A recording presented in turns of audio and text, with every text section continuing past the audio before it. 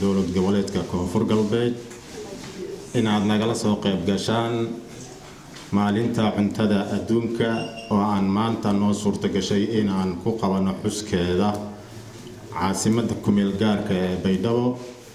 runtii muhiimad gaar bay noo tahay, aadna waa idinkaga mahadcelinaynaa sida aad nooga ajiibteen.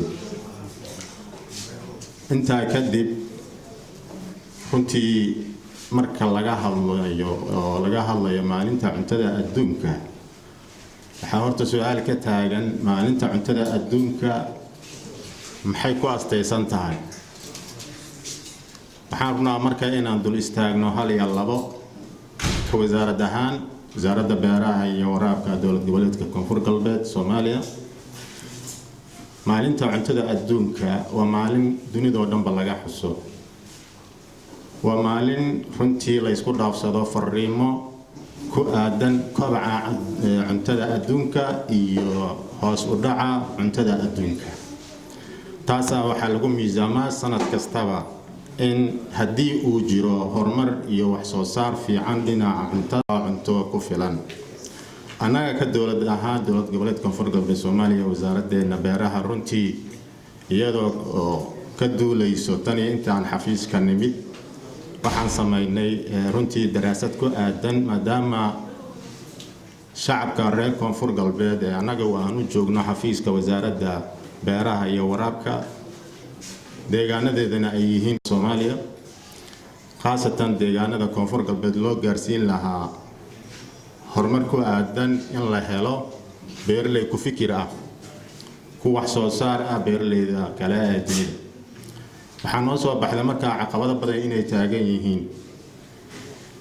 caqabadaha taagan oo maanta beeraleyda aan soo sameynay runtii beeraleyda calaado soo noqnoqdayna sabab ay u noqdeen, awaare iyagana soo noqnoqdayna sabab ay u noqotay in hoos u dhac badan uu ku yimaado wax soo saarkii dalagii beeraha.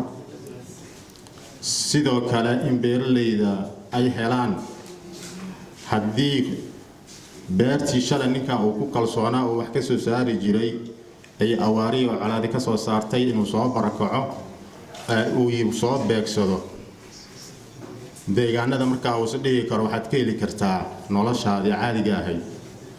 taasoo iyadana noqotay awaar kale oo ma dhamaato ah. waxay ku noqotay qofkii beeraleyga historigiisii inuu iloobo. waxay ku noqotay ninka beeraleyda ahaa in runtii uu iska iloobaba, taasna ay keento dhulkii la tacbi jiray ama la beeri jiray boqolkiiba 30 maanta inuu noqdo dhul aan la beerin oo duur ah. halkaas miisaanka dhabtaan ka ogaanay waxay tahay hoos u dhac badan oo aanan sinna looga bixi doonin inuu dalka lagu halagalay.